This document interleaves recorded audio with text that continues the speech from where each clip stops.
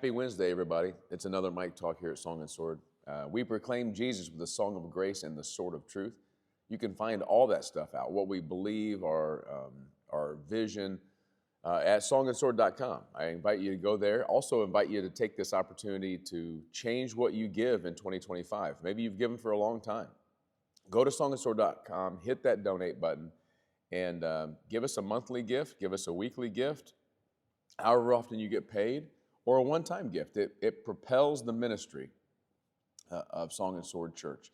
And we're so blessed by your giving, and that's just kind of the way the Lord has funded his church from the very beginning, the gifts of the people who belong to it. So thank you all for your contributions, and I encourage you to keep going with that. God's doing amazing things. Text prayer to that number on the screen because we want to pray for you. We do that every day. Sarah and I, we get these texts from you, and we lift you up before the Lord. And so we'd really love to do that for you. And remember, we're praying every day at 1:49. Don't set your alarms for 1:49 in the afternoon. Pray for Song and Sword and for your pastor, for wisdom, for all things that God's doing here. Pray for your lost friends at 1:49. Pray that God would open a door for them to come to faith in Jesus Christ. Amen?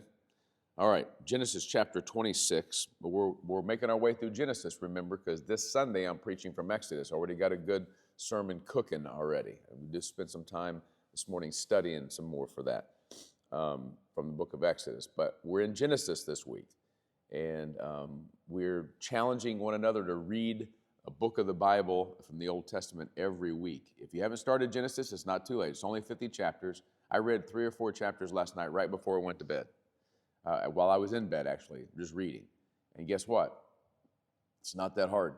It didn't take that long. I dozed off. I read about 2 or 3 chapters, 3 or 4 maybe, and then I dozed off. That's it. Here's Genesis chapter 26, verse 26. Now Abimelech came to him from Gerar with Ahuzzath, his advisor, and Phicol, the commander of his army. And Isaac said to them, "Why have you come to me? You hated me and sent me away from you."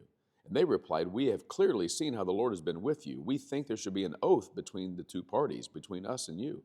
Let us make a covenant with you, that you will not harm us, just as we have not harmed you, but have done only what was good to you, sending you away in peace.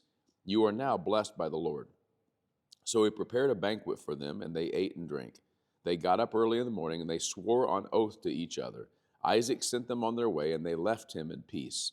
On that same day, Isaac's servants came to him to tell him about a well that they had dug, saying, "We have found water." He called it Sheba in English. I'll pronounce that in just a minute. He called it Sheba. Therefore, the name of the city is Beer-sheba today. Actual Hebrew pronunciation, Sheva. Beer-sheba. Beer-sheba. That's the name of the place and the name of the well, and we'll get to that in just a moment. What was going on here between Isaac and this guy named Abimelech? Well, Isaac was in the southern part of what we call the Holy Land now. The Negev, it's called. It's the desert. And he's a herdsman, so he's got flocks and herds. And he had kind of crept into what is modern day, believe it or not, Gaza, where the king Abimelech had been, where his father Abraham had run into another Abimelech. It seems that Abimelech may have been the name of the kings of the Philistine territory. But he's the king of Gerar now.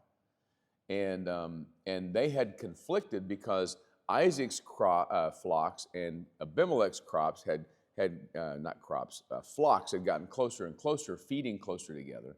And they began fighting over wells. Can you imagine in the southern part, in the desert, how important water is, especially if you're trying to water a bunch of flocks and herds? Well, they were fighting over the wells. And that's what Isaac is referring to. Isaac said, "Why have you come to me? You hated me and sent me away from you." At one point, Abimelech said, "Hey, why don't you just take your sheep and your herds and get away from us? Move on to the east." And so Isaac did, and he was able to survive, and God actually blessed him. Well, Abimelech, he sees that Isaac's being blessed by the Lord, and he says, "You know what? Let's make a treaty with this guy. Let's don't get on his bad side." And so this was Abimelech's move towards Isaac to have an agreement, to have a covenant that we would not harm each other, and that we'll be good to each other. Let us make a covenant. And so if we understand the word covenant right, the word berit, it means to cut. And that means they probably cut some animals in half, and they walked between those animals, and then they cooked them. They put them over an open fire, and they roasted them, and they had a feast. And that feast was a covenant meal that they celebrated. And then, as we read, Abimelech goes off the next day going, we're under a covenant. He's not going to hurt me. I'm not going to hurt him. And he calls the place. So his servants come in, and they say, hey, we found a well. We found water. And Isaac takes that as a blessing from God, and he calls it Sheva.